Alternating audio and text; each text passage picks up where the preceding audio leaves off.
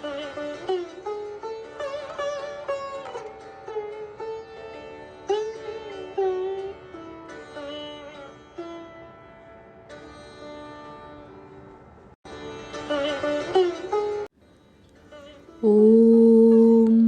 यथाग्निर्दाहिका शक्ति रामकृष्णे स्थिता हिया सर्वविद्यास्वरूपां तां शारदां প্রণমাম্যহম। শ্রী শ্রী মায়ের কথা। শ্রীশচন্দ্র ঘটক। 1917 খ্রিস্টাব্দে দুর্গাপূজার ছুটিতে উদ্বোধনের বাটিতে আমি ও আরেকটি গুরুভ্রাতা শ্রী শ্রী মাকে দর্শন করিতে যাই। আমরা মায়ের জন্য দুইখানি বস্ত্র লইয়া গিয়াছিলাম। বস্ত্র দুইখানি মায়ের শ্রীচরণ প্রান্তে রাখিয়া প্রণাম করিলাম। আশীর্বাদ করিয়া বলিলেন, বাবা, তোমাদের অবস্থা খারাপ, তোমাদের কাপড় দেওয়া কেন?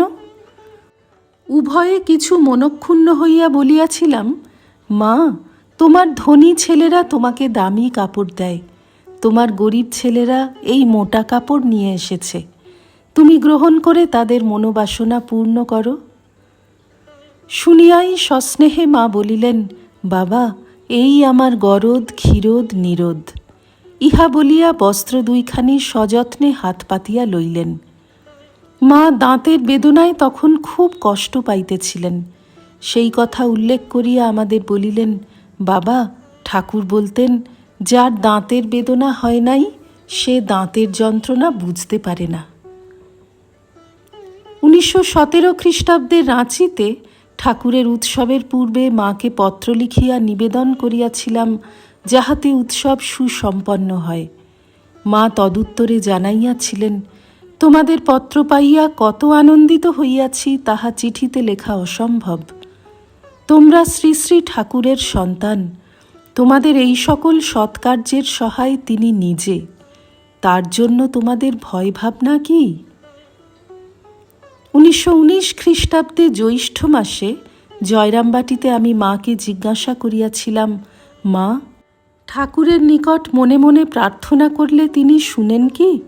আর তোমার নিকট না বলে ঠাকুরের নিকট বললে হয় কি? তদুত্তরে মা উত্তেজিত কণ্ঠে বলিয়াছিলেন, ঠাকুর যদি সত্য হন, শুনেনই শুনেন। এবারে আমি শ্রী শ্রীমার শ্রীচরণ বন্দনা করিয়া জয়রামবাটি হইতে রওনা হইবার সময় তাহাকে বলিয়াছিলাম, যদি দিনের বেলা বলে গরুর গাড়ি না পাই তবে কোতলপুর হতে হেঁটেই বিষ্ণুপুর যাব মা। মা বললেন, বাবা, শরীরটাকে আর কষ্ট দেওয়া কেন, গাড়ি পাবে। মায়ের কথা ঠিক হইল, গাড়ি পাইলাম। ইহাই দেহাশ্রিতা মাকে আমার শেষ দর্শন। শ্রী শ্রী মায়ের কথা। শ্রী প্রফুল্ল কুমার গাঙ্গুলি। 1916 খ্রিস্টাব্দে মঠে দুর্গাপূজা। শ্রী শ্রীমা সপ্তমী পূজার দিনে দুপুরে মঠে আসিয়া উত্তর পাশের বাগান বাড়িতে আছেন। অষ্টমীর দিন সকালবেলা 8টা-9টার সময়ে মঠ ও প্রতিমা দর্শন করিতে আসিয়াছেন। রান্নাঘরের পাশের হলে ভক্তেরা ও সাধু ব্রহ্মচারীগণ অনেক কুটনো কুটিতেছিলেন। মা দেখিয়া বলিতেছেন, ছেলেরা তো বেশ কুটনো কুটে। জগদানন্দজি বলিলেন, ব্রহ্মময়ীর প্রসন্নতা লাভই হল উদ্দেশ্য, তা সাধন ভজন করেই হোক আর কুটনো কুটেই হোক। এই দিনে বহু লোক শ্রী শ্রী মাকে প্রণাম করিতেছিলেন। শ্রী শ্রী মাকে বারবার গঙ্গা জলে পা ধুইতে দেখিয়া যোগিনমা বলিয়াছিলেন, মা, ও কি হচ্ছে, সর্দি করে বসবে যে।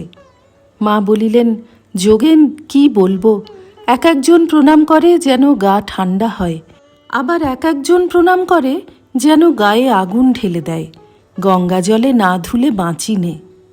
পরে একদিন কথা প্রসঙ্গে শ্রী শ্রী মাকে জিজ্ঞাসা করিয়াছিলাম, মা, এক একজন প্রণাম করলে তোমার খুব কষ্ট হয়, একবার পূজার সময় তোমার এই কথা শুনেছিলাম। মা বলিলেন, হ্যাঁ বাবা, এক একজন প্রণাম করলে যেন বলতার হুল ফুটিয়ে দেয়, কাউকে কিছু বলি নে।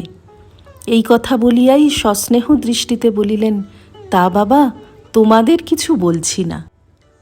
শ্রী রামকৃষ্ণার্পণমস্তু।